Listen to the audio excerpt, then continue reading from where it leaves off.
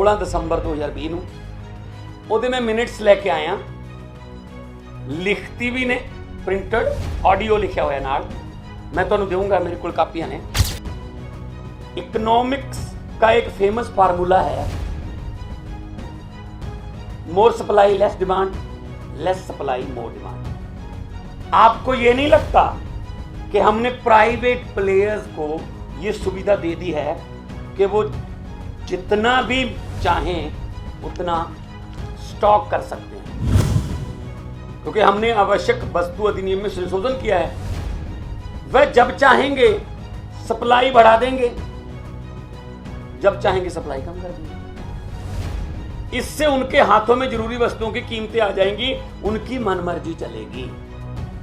ये मेरे मिनट्स हैं बोले हुए, रिकॉर्डेड पार्लियामेंट से। आपको नहीं लगता कि सरकार को इसको अपने हाथों में रखना चाहिए? 2.5 महीने उनका पूरा परिवार इन्हां बिलों की तारीफ करता रहा, बहुत वधिया बिल ने, तो हुण मेरे ते इस तरह के इल्जाम लाउंदे ने। हरसिमरत कौर जी, तुहानूं चैलेंज करदा मैं कि तुसीं किसानां दे सामने 5 जून 2020 की जिहड़ी कैबिनेट मीटिंग जिहदे विच पहली बार ये तीनों कानून आए सी, ते तुसीं उस मीटिंग दे विच हाज़र सी, ते तुसीं लोकां नूं कहंदे हो कि मैं इत्थे विरोध कीता है, तां इस तरह के मिनट्स जारी करो। मुझे लगता है कि हमने प्राइवेट प्लेयर्स को ये सुविधा दे दी कि वो कितना भी स्टॉक कर सकते हैं। एसेंशियल कमोडिटी जरूरी वस्तु एक्ट में हमने सोल्व कर दिया। वो जब चाहेंगे सप्लाई बढ़ा देंगे, जब चाहेंगे सप्लाई कम कर लेंगे, तो उनके हाथ में नहीं आ जाएगा। यही मैं पढ़ के सुनाया। ਖੇਤੀ ਕਾਨੂੰਨਾਂ ਨੂੰ ਲੈ ਕੇ ਇਨੀ ਦਿਨੀ ਹਰਸਿਮਰਤ ਬਾਦਲ ਅਤੇ ਭਗਵੰਤ ਮਾਨ ਵਿਚਾਲੇ ਝਗੜਾ ਛਿੜਿਆ ਹੋਇਆ ਹੈ।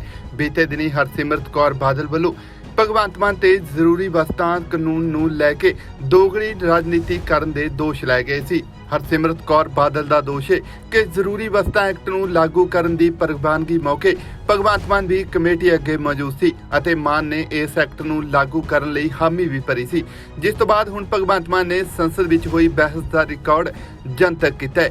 ਮਾਨ ਨੇ ਰਿਕਾਰਡ ਦਿਖਾਉਂਦਿਆਂ ਦਾਅਵਾ ਕੀਤਾ ਹੈ ਕਿ ਉਹਨਾਂ ਨੇ ਐਕਟ ਦੇ ਲਾਗੂ ਹੋਣ ਮੌਕੇ ਇਸ ਦਾ ਜ਼ੋਰ ਸ਼ੋਰ ਨਾਲ ਵਿਰੋਧ ਕੀਤਾ ਸੀ। ਪਿਛਲੇ ਦਿਨੀ खास तौर पर श्रोमणी अकाली दल ਅਤੇ कांग्रेस ਵੱਲੋਂ आम आदमी पार्टी ਤੇ ਮੇਰੇ ਉੱਤੇ पर्सनल कुछ इस तरह के इल्ज़ाम लाए, इस तरह का कूड़ प्रचार किया जिथों उन्हों की बौखलाहट झलकदी सी। हरसिमरत कौर बादल उन्होंने कहा कि जिहड़ा एसेंशियल कमोडिटी एक्ट है, जिहड़े 3 कानून ने उन्हां चों एक है, उहदी जिहड़ी स्टैंडिंग कमेटी जिहड़ी स्टैंडिंग कमेटी है, मैं उहदा मैंबर हाँ, तो मैं पिछले दिन जिहड़ी टेबल हुई है उहदी रिपोर्ट पार्लीमेंट च, तो मैं उस कमेटी की मीटिंग दे विच मैं समर्थन किया कि हाँ ये लागू हो जानी चाहिए। तो उन्होंने तो यह भी इल्ज़ाम लाए ने कि असी पूंजीपतियों तो करोड़ों रुपये लैके असी ये समर्थन दिता है।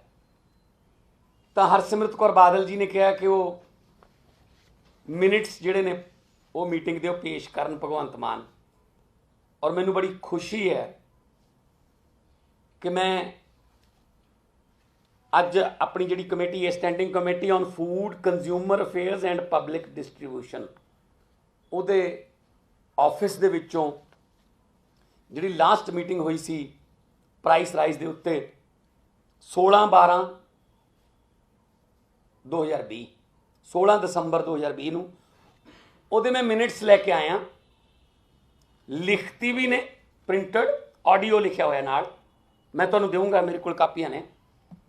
तो बहुत सारे MP उत्थे बोले जिहड़े भी कमेटी दे विच ने, तो मैं हाईलाइट जिहड़ा मैं करके ओरिजिनल है मैं तुहानूं पहुँचा दूंगा। हाईलाइटेड है, हाईलाइटेड। तो हरसिमरत कौर बादल जी शायद सुन रहे होंगे किते ना किते, अज उन्हां दा असली चेहरा सामने आऊगा। उन्होंने भी बाद में सवाल पूछदा। यार लिखा है श्री भगवंत मान, मेरी बारी आई है तो मैं की कह रहा, हिंदी च पढ़ के सुनाऊंगा। जैसा कि मेरे सहयोगी सांसद ओडिशा से हैं, उन्होंने भी यही सवाल किया है। आपको यह नहीं लगता ये गल में ਜਿਹੜੇ एसेंशियल कमोडिटी ਦੀ ਜਿਹੜਾ डिपार्टमेंट है ਉਹਦੇ ਜਿਹੜੇ ऑफिसर बुलाए हुए सी ਉਹਨਾਂ ਨਾਲ ਗੱਲ कर रहे हैं, मैं सवाल पूछ रहा उन्होंने कमेटी ਦੇ ਵਿੱਚ। ऑडियो भी मेरे को, मैं ऑडियो भी सुनाऊंगा। आपको ये नहीं लगता कि जो आवश्यक वस्तु अधिनियम 2020 है, क्योंकि मैं खुद कॉमर्स का विद्यार्थी हूं,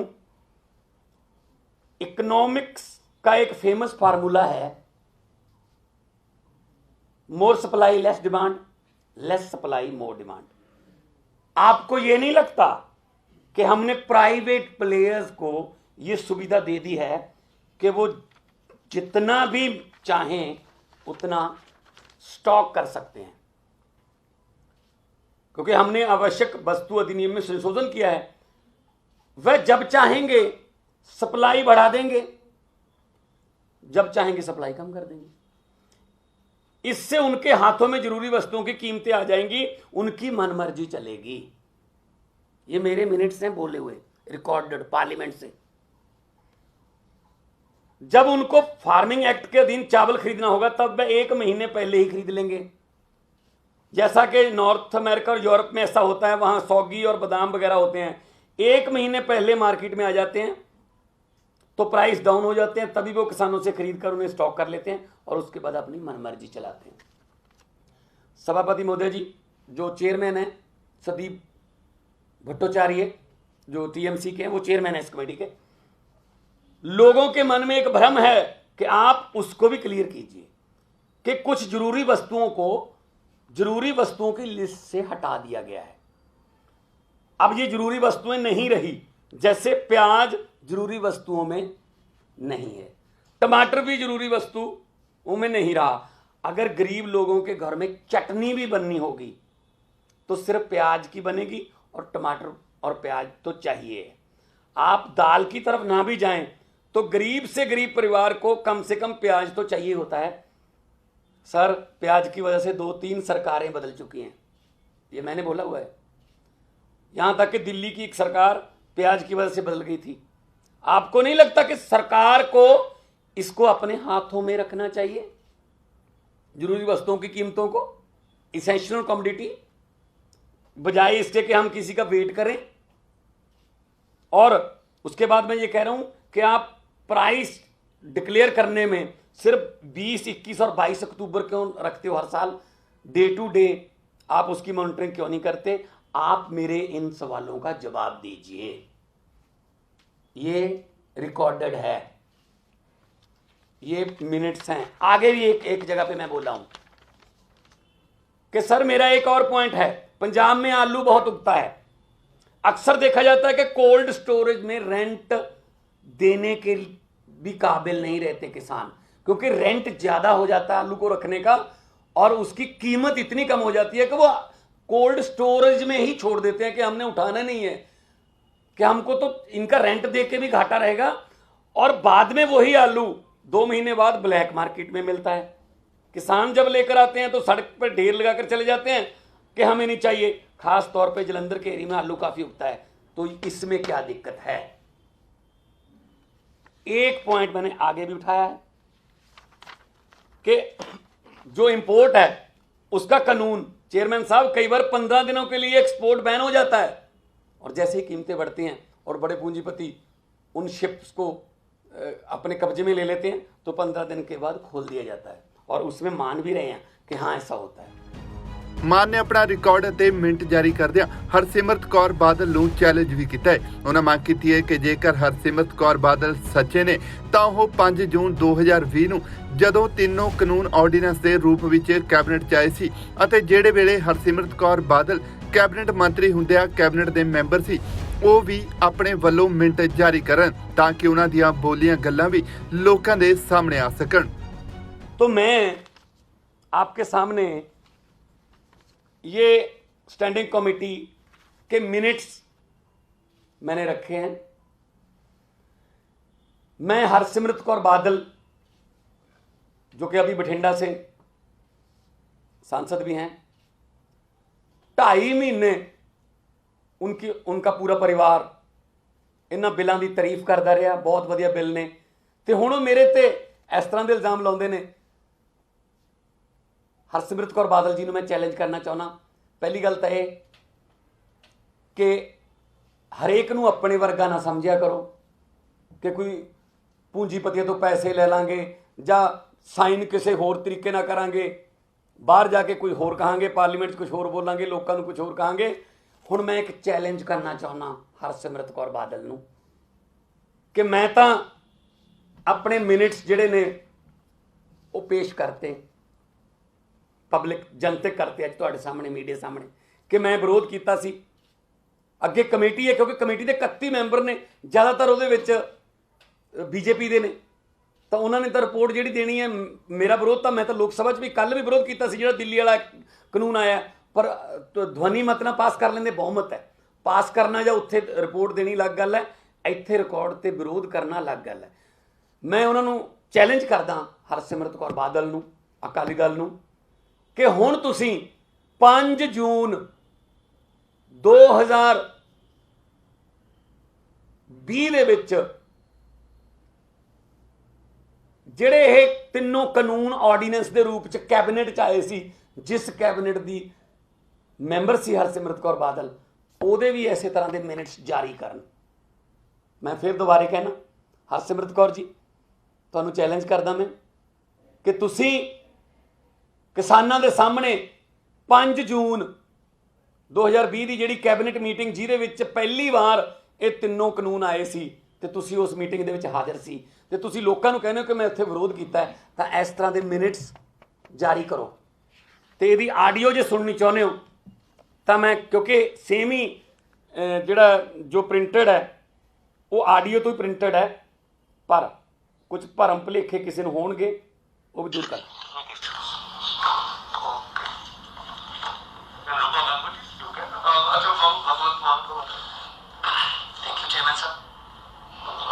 मेरा नाम भगवंत मान है, मैं पंजाब से संगरूर से सांसद हूँ लोकसभा।